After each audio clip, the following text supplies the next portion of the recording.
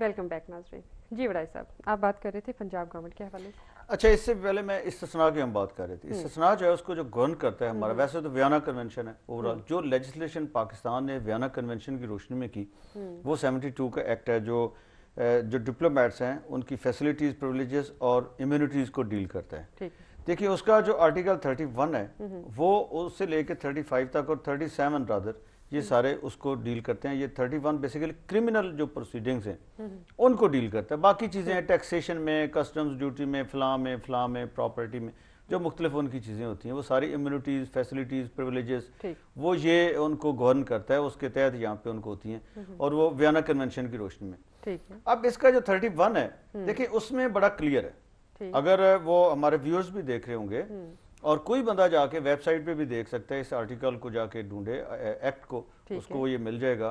तो ये बड़ा क्लियर है, इसमें कोई एम्बिग्युइटी नहीं है। ठीक है। अब इसमें बड़ी सीधी सी बात है कि कोई भी डिप्लोमेट जो ऑफिशियल ड्यूटी दे रहा है, पहले एक डिप्लोमेटिक स्टेटस उसका डिटरमिन होना है, अगर है भी तो वो ऑफिशियल ड्यूटी दे रहा है, उसको इम्यूनिटी हासिल है। ठीक है। ऑफिशियल ड्यूटी देते हुए कोई ऐसे उससे काम हो जाता है तो वो आप उसको कह सकते हैं। अदरवाइज अब ये जो है मजांग के एरिया में एक अकेले जाना, उसकी जो मूवमेंट होती है वो भी उसको पहले जो उसकी रिसीविंग स्टेट है उसको इन्फॉर्म करना होता है, ये पहले इन्फॉर्म करना होता है, लेकिन उसने इन्फॉर्म नहीं किया।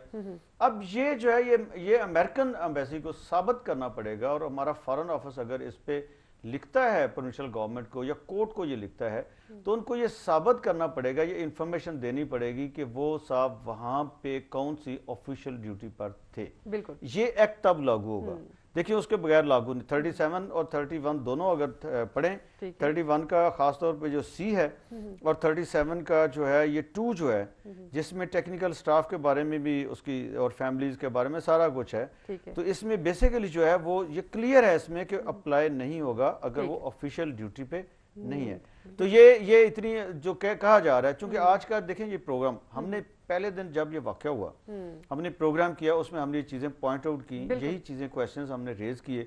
उसमें सेल्फ डिफेंस वाला भी हमने रेज किया कि उसको गोलियां पीछे से लगी हैं, हमने वेपन्स वाला भी किया कि ऑटोमेटिक वेपन्स हैं, उसके ऊपर भी आज एक रेट आ गई है हाई कोर्ट में। एक तो वो है ना जिसपे एजाज चौधरी साहब ने, लाहौर हाई कोर्ट के चीफ जस्टिस, उन्होंने जो आपको हमने बताया कि फैसला दिया है, 2 और रेट्स आ गई। एक रेट जो है फैजान के भाई ने की है कि जी पुलिस जो है वो कोई इन्वेस्टिगेशन नहीं कर रही। दूसरी एक और रेट आई है जिसमें कहा गया कि इस पे दहशतगर्दी एक्ट लगाया जाए, जो हमने भी अपने प्रोग्राम में 5-6 दिन पहले कहा था जब ये वाकया हुआ। उसके बाद जी के जो ऑटोमेटिक वेपन्स हैं वो कोई भी अगर यूज करता है तो वो उसके ऊपर ये लागू हो जाएगी दहशतगर्दी एक्ट।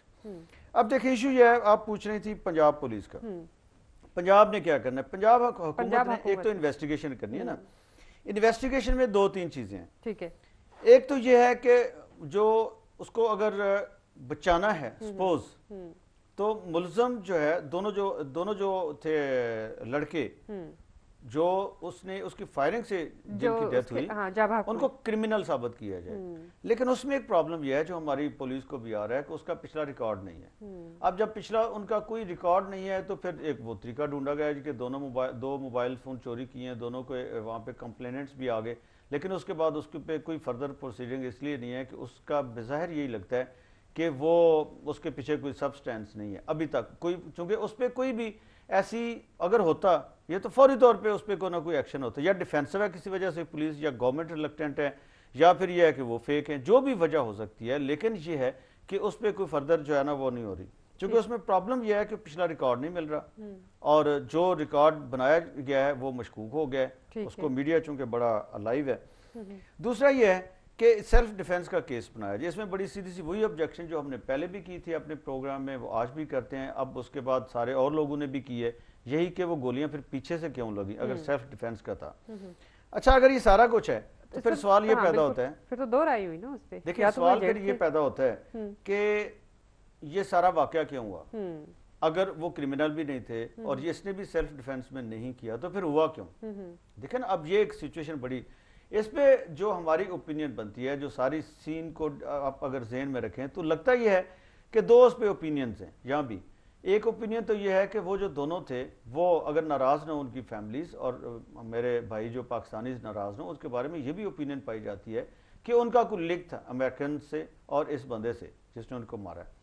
और लेकिन इस पे एक ऑब्जेक्शन आ जाती है कि अगर ऐसा था, देखिए अगर ऐसा था तो क्या अमेरिकन इतने ही पैदल हो गए हैं, इतने नहले हो गए हैं, इतने ही फारग हो गए हैं कि उनको ऐसे किसी बंदे को जो उनका बागी हो जाए उसको खुद एक गोरा ट्रेंड उनका बंदा किसी उनकी सर्विस का या किसी एजेंसी का या किसी उनके अदारे का या किसी प्राइवेट ब्लैक वाटर टाइप या जो भी है, वो कोई बंदा जाके खुद उनको दिन दिहाड़े मजंग के एरिया में एक चौक में जहाँ पे सैकड़ों हजारों लोग मूव करते हैं चंद मिनट्स में, वो वहाँ पे मारेगा। तो ये इसकी कोई लॉजिक नहीं बनती कि जो हुकूमत जो है वो मुल्कों के सरबराहों को वो ओवरनाइट जो है वो आप कह लें कि आंखों से ओझल कर सकती है, तो उसको ये कोई लॉजिक नहीं बनती कि उनका एक बंदा फिर उसको खुद ये काम करना पड़े। तो ये भी थ्योरी जो है कुछ ज्यादा काबिल कबूल नहीं होती। एक और थ्योरी ये है कि वहीं पे उनकी आपस में कुछ झड़प हुई है या कोई जो गाड़ियां मोटरसाइकिल गाड़ी साथ साथ होते हुए इसको ये हुआ है कि ये लड़के जो हैं ये मुझे अटेम्प्ट कर रहे हैं मेरे ऊपर। वो गलतफहमी भी हो सकती है, वो जेन्युइन भी हो सकती है, हमें नहीं पता। रिकॉर्ड अगर नहीं भी है तो नहीं पता कि वो जेन्युइनली फैजान और दूसरा वो क्या थे, हमें तो नहीं पता ना। लेकिन अगर वो बिल्कुल इनोसेंट भी थे तो कैसी चीज हुई है रोड के ऊपर कि मिसअंडरस्टैंडिंग इनकी हुई है और वहां पे इसने कोई और ऑप्शन नहीं समझी होगी। ये एक पॉसिबिलिटी हो सकती है। मैं नहीं कह रहा कि ये वाकई सेल्फ डिफेंस में हुआ है, क्योंकि उसका आंसर फिर भी नहीं है कि गोलियां पीछे से क्यों लगी हैं। दो उनको एक आगे से लगी है, बाकी पीछे से लगी हैं, कि वो फिर वाकया कैसे हो गया। तो सदफ मुझे जल्दी अगर आप बताने दें, क्योंकि व्यूअर्स बार बार हमें कहते हैं जी पूरा एक इस पे के ऊपर हम कॉम्प्रिहेंसिव व्यू दें। एक मैं सॉरी आपकी बात को मैं काट रहा हूँ, मुझे पता है आप किधर मुझे कायरो लेके जाना चाहती हैं, ठीक है, हमारा जो तीसरा इशू था आज का। लेकिन इसमें दो तीन चीजें रहती। एक तो यह है कि ये एक डिस्कशन करते रहते हैं बड़े खुश होके कि जिन्हें देखें आप पंजाब गवर्नमेंट तो ये चाहती है, फेडरल गवर्नमेंट ये नहीं चाहती, फेडरल गवर्नमेंट ये चाहती है, पंजाब गवर्नमेंट ये नहीं चाहती, फलां बहुत हाजी है, फलां बहुत नेक पाक है, फलां ने 10 उम्रे किए हुए हैं, फलां तो देखें 5 वक्त का नमाजी। ये हम आपस में ना ऐसे ही बनाते रहते हैं चीजें। असल में ये है कि अगर जो पिछला ट्रैक रिकॉर्ड है देखा जाए तो यहाँ पे रमजी यूसुफ भी एक बंदा था जिसको पीपल्स पार्टी की गवर्नमेंट ने अमेरिका के हवाले किया बगैर किसी म्यूचुअल ऐसी एक्सचेंज के एग्रीमेंट के। और फिर उसके बाद एक और बंदा था एमएल कांसी जिसको नवाज शरीफ की गवर्नमेंट ने किया, जिसके ऊपर 20 लाख डॉलर तावान था। और ये कहा गया उस वक्त कहा गया जी वो सदर फारूक लगारी उनके बेटों ने पैसे कमाए हैं। मसला उस वक्त भी ये था कि बेटे उनके थे, पुलिस किसकी थी, हुकूमत किसकी थी, वो किसके तहत थे, जिस पुलिस ने पकड़ा और जिसने हैंडओवर किया। तो बार ये हमारा फॉर्मर ट्रैक पहले का ट्रैक रिकॉर्ड भी है। एक और वाकया भी हुआ, मैं व्यूअर्स को बताता चलो। 1998 में हमारी नेवी का एक ट्रेनिंग जो ट्रेनी तैयारा था वो इंडियन बॉर्डर के 2 किलोमीटर के अंदर वो इंडियन उन्होंने मार गिराया और मार गिराने के बाद उसका रैकेट भी वो उठा के ले गए। लेकिन उस वक्त भी ये इल्जाम लगा कि चूंकि वाजपेयी साहब जो हैं वो इलेक्शन हार रहे थे। तो ये देखें इल्जाम की बात मैं कर रहा हूँ, ये यहाँ पे छपा कि जो हमारी उस वक्त की जो गवर्नमेंट थी उन्होंने उस के ऊपर कोई प्रोटेस्ट नहीं किया, कोई ऐसा उसके ऊपर कोई ऐसी अपनी वो रिकॉर्ड नहीं चीज करवाई। और इल्जाम ये लगा कि वाजपेयी साहब चूंकि दोस्त थे उनको इलेक्शन जितवाना था इसलिए ये कुर्बानी दी गई। तो यहाँ पे ये भी होता रहता है। इसलिए इस मशकूक सारे होते हैं हमारे जो रूलर्स हैं, चूंकि उनकी लॉयल्टीज जो हैं वो अपने पर्सनल सर्वाइवल के साथ होती हैं जिसके लिए वो कुछ भी कर सकते हैं। तो इसलिए इसके ऊपर हमें कुछ ज्यादा अब कोर्ट्स हैं वो जरूर इसके ऊपर में भी करें। सही। अच्छा ये है, दो चीजें अब इसमें रहती हैं। एक तो ये कि रेमी डेविस को बचाने के क्या तरीके हो सकते हैं, फिर उसके बाद देखिए उसको बचाने के 4 तरीके हो सकते हैं।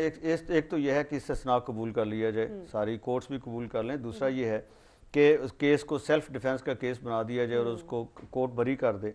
तीसरा ये हो सकता है कि अगर वो कन्विक्ट भी होता है तो उसको या तो वर्षा माफ कर दें, मुआवजा लेके जैसे भी, या फिर ये तरीका चौथा ये हो सकता है कि प्रेसिडेंट जो है वो उसको आम माफी दे दें अगर सजा होती भी है। तो ये है, ठीक है। तो ये जो है ना ये 4 तरीके हो सकते हैं। और कोई तरीका पांचवा वो हो सकता है कि जो रैम्बो वाला तरीका है, जो हॉलीवुड की फिल्म है कि अमेरिकन एजेंट्स आए और उसको उठा के ले जाएं ये कपड़े, वो हो सकता है। वो कभी ईरान में जैसे फेल भी हो गया था, यहाँ हो सकता है। तो वो एक तरीका हो सकता है। अच्छा। तो बहरहाल और इसके अलावा कोई तरीका नहीं। और बेस्ट ये है कि अमेरिकन गवर्नमेंट उसका इमेज इसमें बड़ा डिस्टॉर्ट होगा, बहुत ख़राब होगा। वो अपना इमेज यहाँ पे ठीक करने की कोशिश करते रहते हैं। वो कोर्ट को इंडिपेंडेंटली ट्रायल करने दें और मेरिट पे जो भी उनकी अपना मौक़िफ़ है वो भी वहाँ पे दें और मेरिट पे फैसला लें। इसमें उनकी भी बेहतरी है, इसमें हमारी गवर्नमेंट की भी बेहतरी है और इसमें फ्यूचर में जो रिलेशनशिप है दोनों मुल्कों की उसकी भी बेहतरी है। अदरवाइज अगर कोई और तरीका अब नॉर्मल तरीका अपनाया गया तो उसके नतीजे में उसका डैमेज जो है ना वो बहुत ज़्यादा होगा। सही। आज जो है मिस्र की दारकूमत में कायरा में जो मुजाहरे हुए सब बड़ा मुख्तसर सा थोड़ा सा देखें, ये भी है, उसका मैं थोड़ा सा सिनेरियो ड्रॉ कर देता हूँ। आखिरी मिनट वो मुझे कह रहे हैं, अगर मुझे इजाज़त दे दें प्रोड्यूसर साहब, तो ये मैनेज्ड चेंज की कोशिश हो रही है। अमेरिकन LHE वहाँ पर पहुँच, उससे पहले 2 मिलियन लोग आ गए हैं। अल बरादी साहब उनको लीड कर रहे हैं। अमेरिकन दोनों के साथ राब्ते में। LHE साहब वहाँ से रवाना हो गए हैं और 48 घंटे की आपको पता है डेडलाइन भी उन्होंने दे दी है सदर साहब को, हुस्नी मुबारक साहब को। अब मुझे लगता है कि सुबह वो आएंगे LHE साहब और उनको कहेंगे जनाब बहुत हो गया, देखें आपने बड़ी खिदमत कर ली है हमारी, बाकी भी हमारे खिदमत गुजार हैं, तो मेहरबानी करें आपको हम बड़ी वो फलां आइलैंड में बड़ी अच्छी जगह रहने की ओबामा साहब कह रहे थे कि बड़ा ख्याल भी रखेंगे। अच्छा। मुठी चंपी का भी ख्याल रखेंगे। अच्छा। तो आपकी औलाद बेटे भी वहाँ पे पहुँच जाएंगे, तो आप अब बस करें। अच्छा। तो दूसरों को मौका दे दें। ये जो फौज ने भी वहाँ पे टैंक्स लगाए हुए हैं, साथ कहा है जी कि हम जो है करेंगे कुछ नहीं, टैंक्स लगा दी। दैट मीन्स कि वो भी उस मैनेज चेंज प्रोसेस का हिस्सा है, मिस्री फौज भी और बाकी जो कुछ हो रहा है। आपको अगले 48 घंटे से पहले मेरा ख्याल है कोई ना कोई खबर मिल जाएगी। बिल्कुल सही, बहुत शुक्रिया भाई साहब। नाज़रीन, हमारे आज के प्रोग्राम का वक्त यहाँ पर ख़त्म हो रहा है। सदफ मलिक और अमजद वड़ाइच को इजाज़त दीजिए। अल्लाह हाफिज़। अल्लाह हाफिज़।